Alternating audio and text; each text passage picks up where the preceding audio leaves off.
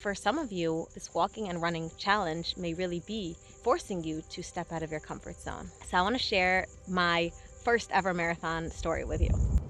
Hi guys, I'm out here at my favorite time of day.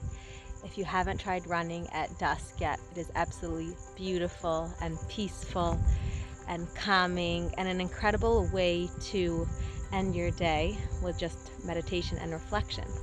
And I want to share some thoughts with you on challenges and getting out of your comfort zone, because for some of you, this walking and running challenge may really be forcing you to step out of your comfort zone.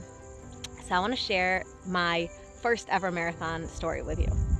I signed up for a marathon after not exercising at all for 6 years. I had done nothing, maybe occasionally gone on a very short jog with my kids in the stroller. I had 4 kids and was working, and exercise didn't seem to have a place in my life. Then I made a decision that I wanted to get back in shape, and I chose a marathon because I knew it was a goal that would obligate me to train, and I started training. But again, all I wanted to do was cross the finish line of the marathon. I did not have any time goal at all. Training was going well. And about a month before I ran my race, my husband turned to me and said, you don't want to just cross the finish line of the marathon.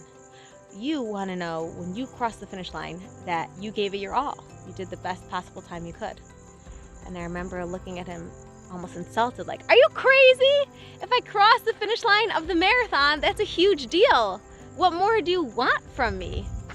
And my husband knows I'm a, competitive person, and I guess at that point he knew me better than I did, and he said, no, you want to know that when you crossed the finish line, you really did the best possible time you could.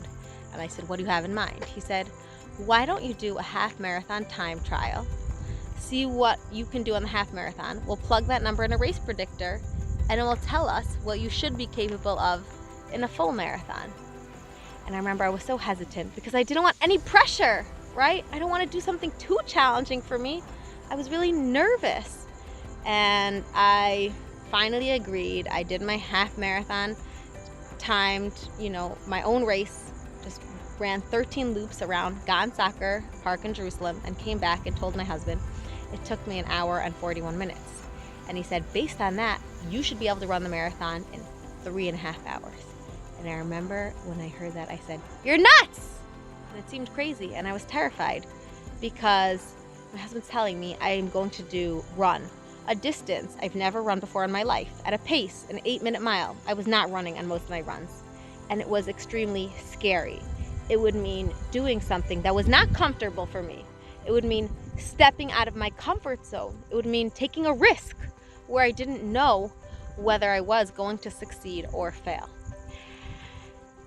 My husband was super supportive, went out and bought me a running watch, and basically didn't give me a choice. And guess what?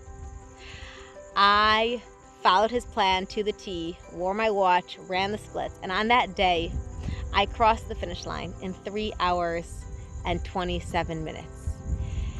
But it was the most eye-opening experience for me, because I realized if I hadn't taken that risk and stepped out of my comfort zone, I never would have discovered the gift lying within me, the gift I had of running. Because you know what?